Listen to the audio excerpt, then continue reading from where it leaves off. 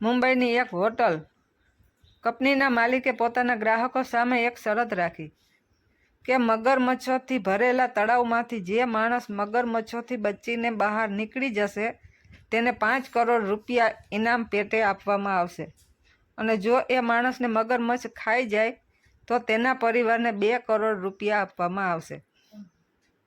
આ સાંભળીને બધા લોકો ડરવા લાગ્યા. કોઈનામાં એ હિંમત નહોતી કે તળાવમાં કૂદી શકે. ત્યારે એક જોરદાર અવાજ આવે છે. લોકો રાડારાડ કરવાનું ચાલુ કરી દીધું. આ શું? કોઈ માણસ તળાવમાં કૂદી પડ્યો હતો. લોકોના શ્વાસ રોકાઈ ગયા હતા અને બધા લોકો એ માણસ તરફ જોવા લાગ્યા. એ માણસ પૂરી તાકાત લગાવી તળાવમાંથી બહાર નીકળવા મથી રહ્યો હતો. વીજળીની ઝડપથી એ પાણી કાપીને આગળ વધી રહ્યો હતો. બધા લોકો તેને એક ધ્યાનથી જોઈ રહ્યા હતા. હવે આ માણસ મગરોનો કોળિયો બની જશે.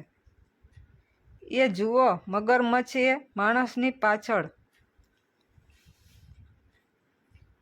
પરંતુ એ માણસે હિંમત હારી નહીં. એ પૂરી મહેનત કરી રહ્યો હતો બહાર નીકળવાની. ત્યારે તે પાણીને કાપીને એ માણસ બીજા કિનારે બહાર નીકળી જાય છે.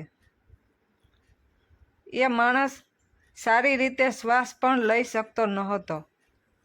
બધા લોકો દોડીને તેના તરફ ગયા. લોકોએ તાળીઓ પાડવાની શરૂ કરી દીધી. જ્યારે એ માણસ થોડોક ભાનમાં આવ્યો અને તેને ખબર પડી કે તે કરોડપતિ બની ગયો છે, ત્યારે તેના મોઢામાંથી પહેલો અવાજ નીકળ્યો,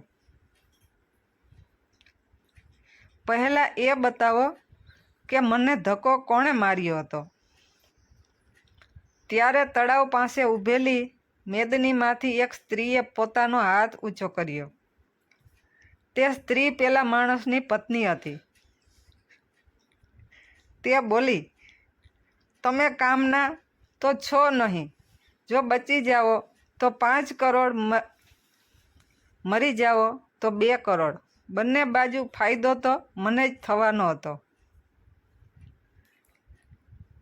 ત્યારથી આ કહેવત બની ગઈ, એક સફળ પુરુષની પાછળ એક સ્ત્રીનો હાથ હોય છે.